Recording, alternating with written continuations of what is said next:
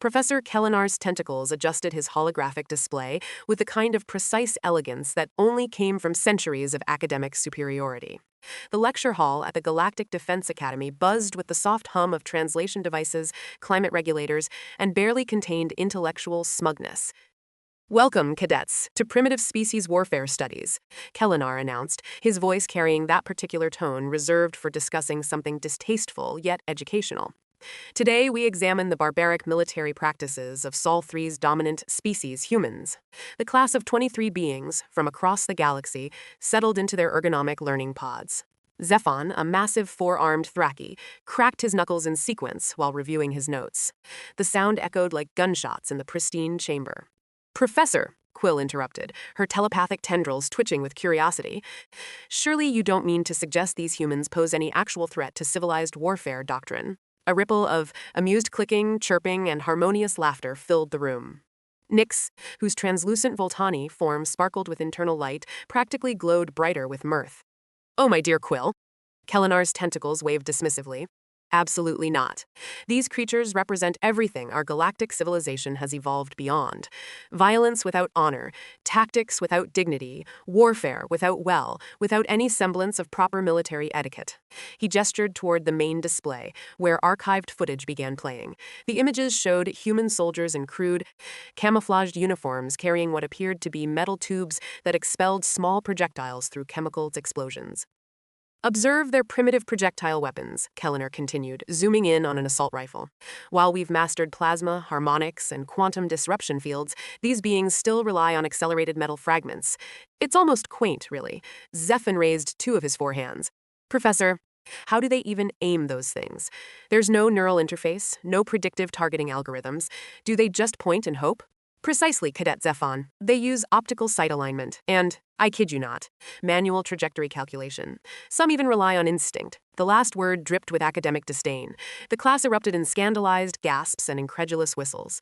Vara, a serpentine Quilani whose species communicated through pheromone releases, actually shed her skin slightly from shock. "But surely," Nyx interjected, her voice chiming like crystal bells, "their command structure follows some form of tactical protocol. Even primitive species must have basic strategic frameworks." Kelinar's expression grew even more condescending, if such a thing were possible. "Oh, they have strategies. All right, watch this." The display shifted to show grainy combat footage. Human soldiers were scattered across a battlefield, taking cover behind debris, moving in seemingly random patterns, shouting incomprehensible orders at each other. "Notice the complete lack of formation discipline," Kelinar pointed out with obvious glee. "No synchronized movement patterns, no harmonic battle frequencies, no proper tactical formations whatsoever. They actually hide behind obstacles and shoot at enemies they can't even see properly." "How wonderfully inefficient," murmured Kex, a crystalline being whose faceted head rotated to get a better view. "Do they at least follow the galactic rules of engagement? Proper challenge protocols? Honor duels between commanding officers?" The professor's tentacles practically danced with amusement. "Rules of engagement? They have something called guerrilla warfare. They hide, ambush, retreat, and attack supply lines. They target infrastructure, disrupt communications, and, brace yourselves, they actually camouflage themselves to look like the environment." The horrors on his students' faces was palpable. Several aliens made gestures equivalent to crossing themselves, while others muttered prayers in their native languages. "Next week," Kelinar announced with obvious relish, "we'll examine their most egregious violations of civilized combat doctrine. I've obtained classified footage from the recent Terran hegemony conflict. You'll see firsthand why the Galactic Council classified their entire military methodology as crimes against tactical sensibility." The lecture hall's automated doors whispered open just as Kelinar was warming up to his favorite topic of human tactical inadequacy. Every head, tentacle, and sensory organ turned toward the entrance, where a figure stood silhouetted against the corridor's bright lighting. "Ah," Kelinar's voice carried a note of barely concealed irritation. "You must be our special exchange student." The figure stepped into the room, and 23 pairs of alien eyes took in what could only be described as the most unremarkable being they'd ever encountered. Average height, wearing simple dark clothing that looked like it came from a civilian market, brown hair that seemed to have been cut with functional efficiency rather than style, and hands that hung casually at his sides. "Marcus Blake," the human said simply, his voice carrying no particular accent or inflection. Sorry I'm late. Had to find the right lecture hall. The silence stretched for exactly 3.7 seconds before Kelinar's academic politeness kicked in. Of course. Of course. Class, this is a wonderful opportunity. We have an actual specimen, representative of the species we've been studying. Kelinar's tentacles gestured enthusiastically. Please, Marcus Blake, take any available seat.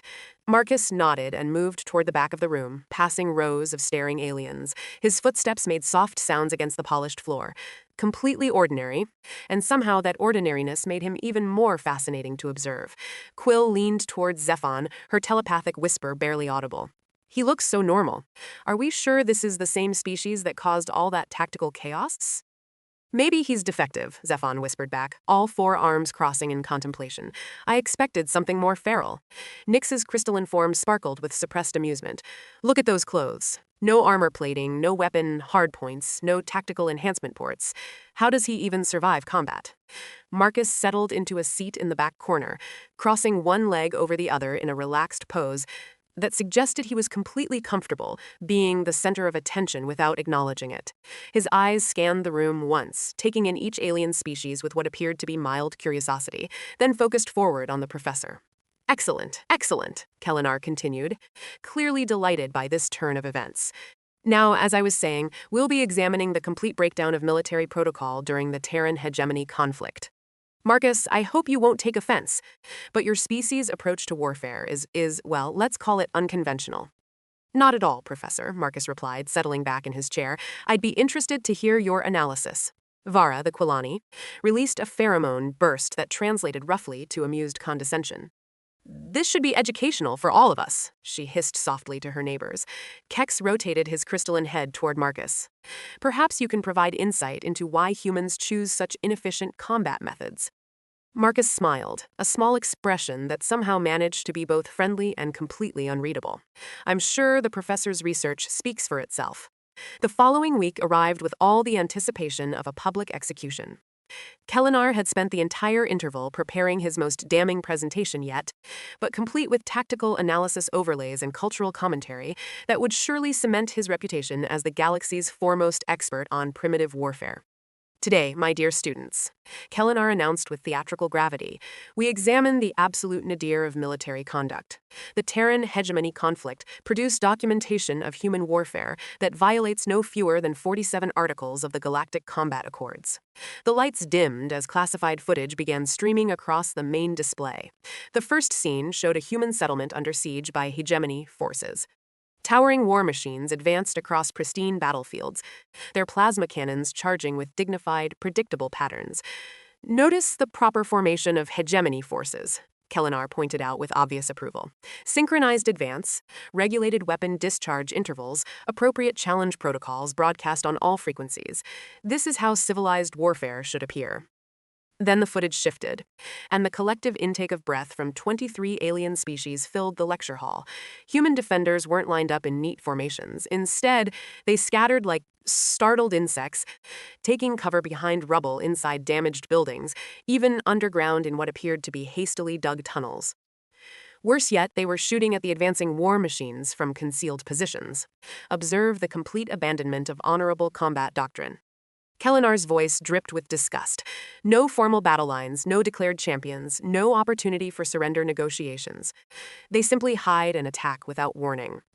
Quill's telepathic tendrils recoiled as if she'd touched something unclean. They're not even facing their enemies directly. How can there be honor in combat if opponents don't acknowledge each other properly? The footage continued, showing humans fashioning weapons from industrial equipment, turning civilian vehicles into mobile weapon platforms, and coordinating attacks through primitive radio communications that sounded like barely controlled mayhem. Here we see improvised explosive devices. Kelinar paused the image on a crude contraption made from fertilizer and scrap metal. Rather than engaging in proper weapons craft, they create these abominations from household materials. Zephon's forearms gestured in bewilderment. Why not simply purchase regulation military equipment? Do they lack proper manufacturing capabilities? That's exactly the point, Cadet Zephon. The professor replied with obvious satisfaction. They're so technologically primitive that they must resort to these barbaric alternatives. Nyx's crystalline form flickered with what her species expressed as moral outrage. Professor, are those humans actually targeting supply convoys, non-combatant logistics personnel? The footage showed human forces ambushing hegemony supply lines, destroying food shipments, medical supplies, and communication equipment. The attackers struck from multiple directions simultaneously, then vanished before reinforcements could arrive. Indeed, Cadet Nix. They completely disregard the sacred distinction between military and support personnel. Supply convoy crews are protected under 17 different galactic treaties, yet humans treat them as legitimate targets. Kex rotated his faceted head in confusion. But surely this behavior is counterproductive. Disrupting supply lines only prolongs conflict. Civilized warfare seeks swift, decisive resolution through direct combat between military forces. Precisely why their methodology is classified as criminal, Kelinar replied, clearly enjoying his students' shocked reactions. Watch this next segment, Psychological Warfare. The display showed human propaganda broadcasts, complete with images of destroyed hegemony equipment and captured personnel. The humans were actually using their enemies' own communication networks to spread demoralizing messages. They broadcast images of their victories across hegemony channels. Kelinar explained with obvious revulsion. Rather than maintaining proper military secrecy, they actively worked to damage enemy morale through information warfare. Vara released a pheromone burst that roughly translated to moral contamination detected. How can combat have meaning if psychological manipulation replaces honest military prowess? The alien students frantically took notes, their various appendages working overtime to document every violation of civilized warfare they witnessed. Several beings made cultural gestures indicating gratitude for their own species' evolved military ethics. In the back corner, Marcus Blake sat perfectly still, his expression remaining neutral as he watched footage of his own species being dissected like specimens under a microscope. His hands rested calmly on the desk surface, and occasionally he would nod slightly, as if confirming the accuracy of the professor's tactical analysis. The next sequence of footage began with what appeared to be a routine hegemony mechanized assault. 3 towering war machines, each standing 30 meters tall and bristling with plasma cannons, advanced across a urban battlefield toward a cluster of human defensive positions. Zephon leaned forward in his seat, all forearms crossing as he studied the tactical display. Something about the scene nagged at his military-trained mind, but he couldn't quite identify what. Here we observe a classic example of human tactical desperation. Kelinar continued, manipulating the display controls with obvious relish. 3 greater hegemony assault mechs against approximately 50 human defenders. Any civilized force would recognize the futility and request honorable surrender terms. The footage showed the human forces scattering as expected, taking cover behind rubble and damaged buildings. Standard guerrilla response. Completely predictable according to everything they'd studied about primitive warfare doctrine. Then one human soldier moved differently. Instead of seeking cover, this figure sprinted directly toward the advancing mechs, he carrying what appeared to be nothing more than a standard issue rifle and a backpack full of improvised equipment. The camera angle shifted, following this lone figure as he weaved between plasma blasts with movements that seemed almost calculated. Fascinating, Kelinar mused, zooming the display for a better view. This individual appears to be attempting some form of suicide assault, typical human disregard for tactical probability. But Zephon's enhanced eyesight caught something the professor missed. The running human's face turned toward the camera for just a moment, and those features, those exact proportions. "Professor," Zephon interrupted, his voice carrying a strange note of uncertainty. "Could you enhance that facial image?" "Of course, Cadet. An excellent observation opportunity." The display magnified, focusing on the human soldier's face as he sprinted between the massive war machines. Clear brown eyes, determined expression, that same unremarkable haircut, those same ordinary features that were sitting quietly in the back row of their classroom. The silences that followed lasted exactly 7 seconds. 7 seconds of 23 alien minds processing the impossible coincidence they were witnessing. Quill's telepathic tendrils went rigid with shock. Nix's crystalline form flickered rapidly between colors. Vara actually molted a complete layer of skin in surprise. "That's," Kex began, his rotating head swiveling between the screen and the back corner, where Marcus sat. "Impossible," whispered Quill. On screen, the human soldier who looked exactly like their classmate had somehow reached the first mech and was climbing up its leg assembly with impossible speed and precision. In real time, they watched him place what appeared to be crude explosive charges at specific joint locations, then leap clear just as the 30M war machine collapsed in a shower of sparks and twisted metal. Remarkable luck, Kelinar commented, completely oblivious to his students' shock. Primitive explosives shouldn't have been capable of penetrating grade A armor plating. The human must have found some structural weakness through pure chance. But the footage wasn't finished. The same soldier was already moving toward the second mech, he this time carrying a different improvised weapon that looked like it had been assembled from spare parts in sheer desperation. He slid beneath the machine's weapon tracking systems, attached something to its power coupling, and rolled clear just as the entire mech shut down like a switched-off light. 2 lucky strikes, the professor mused. Statistically improbable, but humans do seem to excel at random chance. The third mech had identified the threat and was turning its full arsenal toward the lone human figure. Plasma cannons charged, targeting systems locked on. Probability of survival calculated at 0.0000%. The human on screen smiled. It was the same small, unreadable expression they'd seen from Marcus Blake just minutes earlier. Then he pulled out what appeared to be a handheld communications device, spoke into it briefly, and suddenly the entire battlefield erupted in coordinated chaos.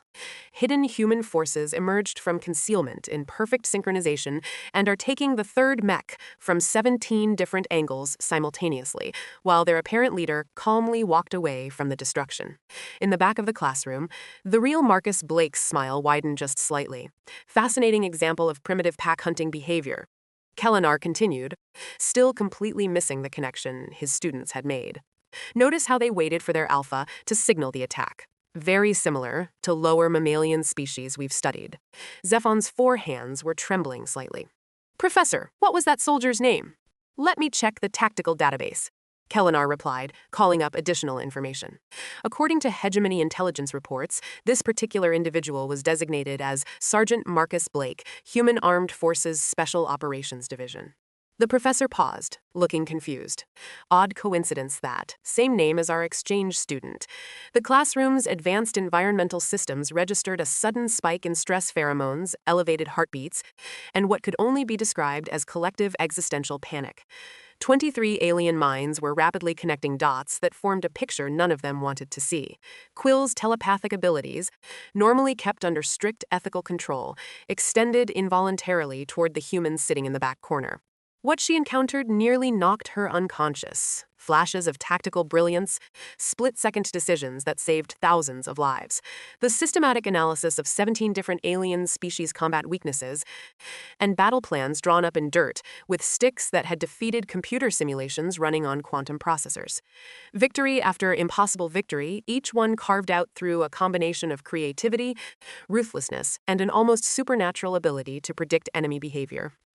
She jerked back from the mental contact, her tendrils recoiling as if she'd touched a live plasma conduit. "Professor," her voice barely managed to remain steady, "could you show us the tactical summary for the entire Terran hegemony conflict?" Kelinar, delighted by his students' sudden academic enthusiasm, pulled up a galactic map dotted with battle markers. Red dots indicated hegemony victories. Blue dots marked human successes. The map was overwhelmingly blue, as you can see. The professor continued with obvious satisfaction at having such engaged pupils. The humans managed several lucky victories through their primitive tactics. However, you'll notice that most of these successes cluster around specific operational theaters. Zephon's military training kicked in, and he began analyzing the pattern with growing horror. "Professor, those aren't random victories. Look at the timing, the geographical progression, the tactical evolution between engagements." "What do you mean, cadet?" "Each battle builds on the previous one. The tactics get more sophisticated, more precisely targeted to specific enemy weaknesses. This isn't luck or primitive desperation. This is systematic, strategic development." Nyx's crystalline form was flickering through color spectrums that indicated severe emotional distress. "Professor, could you show us the personnel files for the human commanders involved in these victories?" The display shifted to show military records.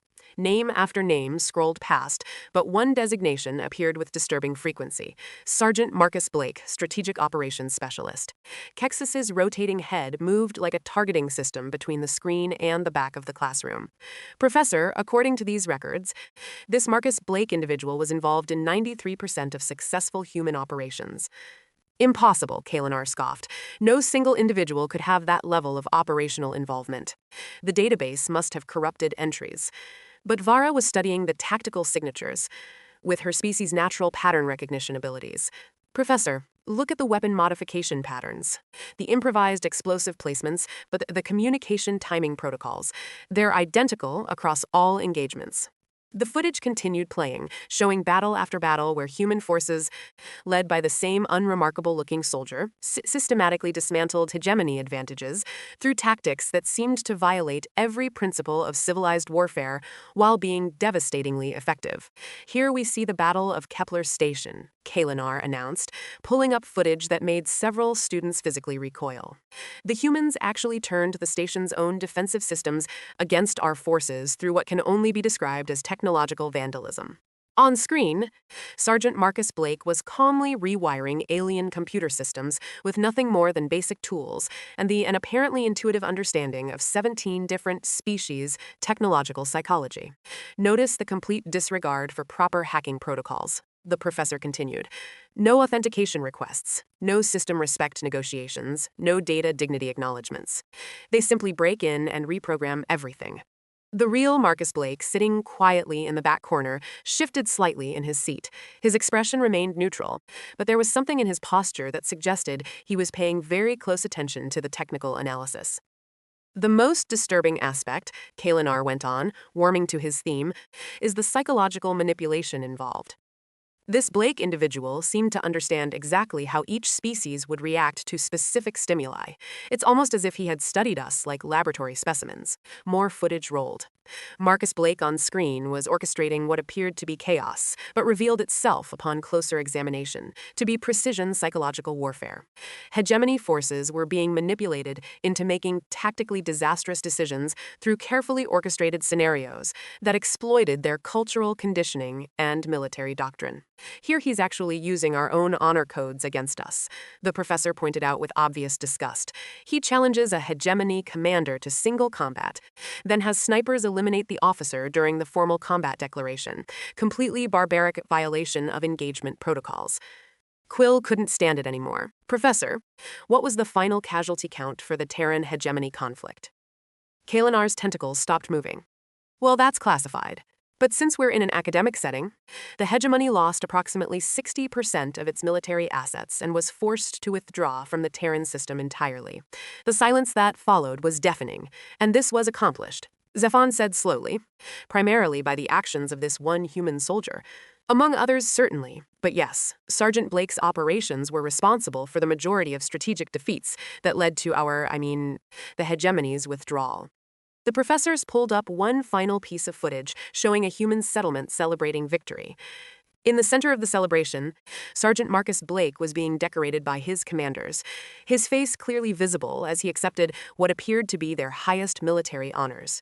This individual, Kelinar declared with obvious contempt, represents everything primitive about human warfare. Reckless, unpredictable, completely lacking in proper military courtesy. A prime example of how barbaric species approach organized conflict. From the back of the classroom came a quiet, measured voice. Actually, Professor, I think you've got the timeline wrong on that battle. Every sensory organ in the room focused on Marcus Blake as he stood up slowly, his movements carrying the same casual confidence they'd witnessed in the combat footage. The resemblance was no longer coincidental. It was undeniable. The Kepler Station engagement didn't happen on Galactic Standard Day 2847. Marcus continued, walking toward the front of the classroom with unhurried steps. It was day 2849. I remember because we had to wait for the hegemony fleet to finish their formal challenge protocols before we could disable their computers. Professor Kalinar's tentacles froze mid-gesture. How could you possibly know such specific details? Marcus reached the front of the room and turned to face the class, that same unreadable smile playing across his features. Because I was there, Professor. I planned it. The silence stretched until Nix finally managed to whisper, You're him. You're actually him. Sergeant Marcus Blake, Human Armed Forces Special Operations Division, he confirmed with a slight nod. Though I'm retired now, these days I prefer Professor Blake. Kelinar's worldview was cracking like poorly constructed armor plating. But you're so ordinary. Unremarkable. How could someone like you have defeated the most advanced military force in the galaxy? Marcus gestured toward the frozen battle footage on the display. That's exactly why it worked, Professor. You were so convinced of your superiority that you never considered we might actually understand you better than you understood yourselves. He walked over to the tactical display and manipulated the controls with easy familiarity. Every one of these so-called primitive tactics was specifically designed to exploit weaknesses in alien military psychology. The improvised weapons. We knew your forces would underestimate anything that didn't look properly manufactured. The guerrilla warfare? Your honor codes prevented you from adapting to asymmetric combat. Zephin's four arms hung limply at his sides. You studied us. Yeah, for 3 years before the conflict even began, Marcus confirmed. We analyzed every species in the hegemony.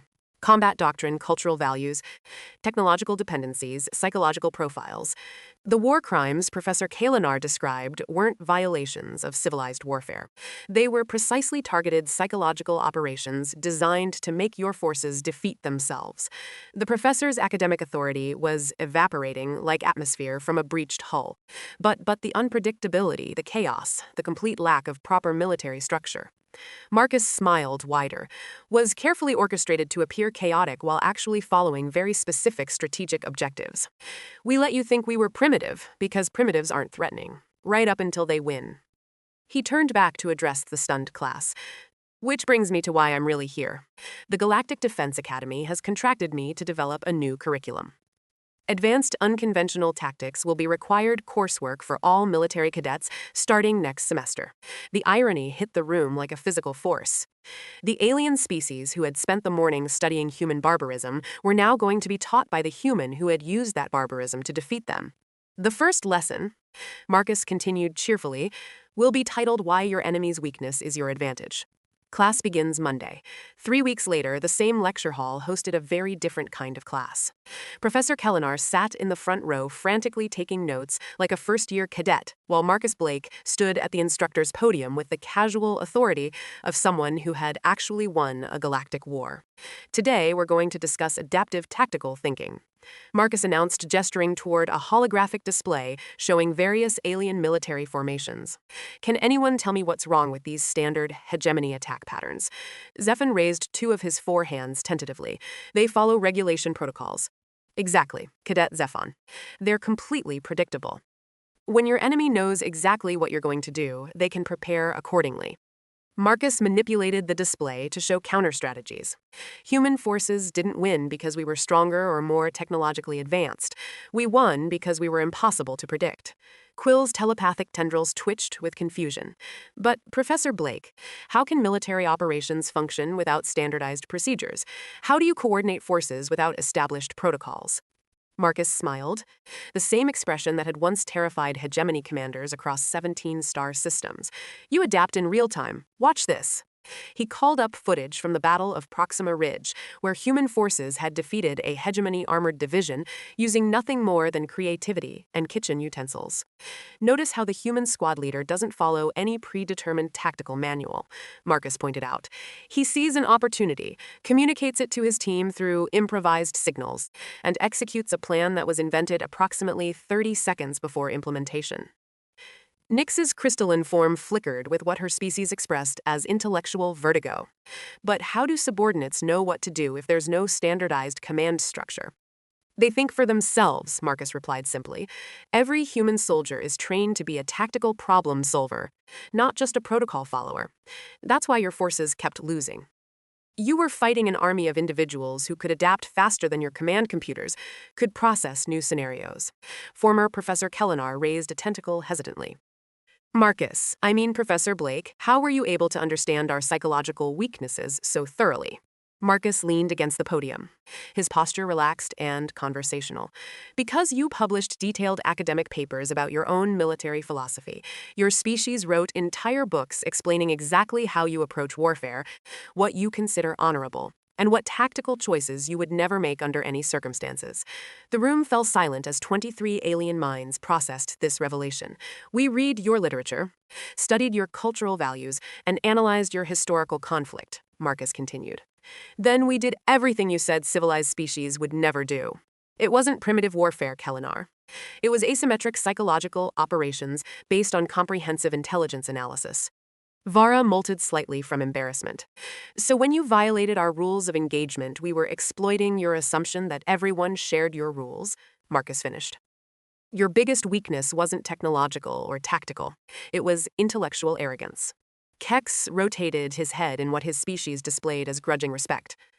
Professor Blake, what's the most important lesson for military officers to learn? Marcus walked toward the classroom, exit pausing at the door for his final observation.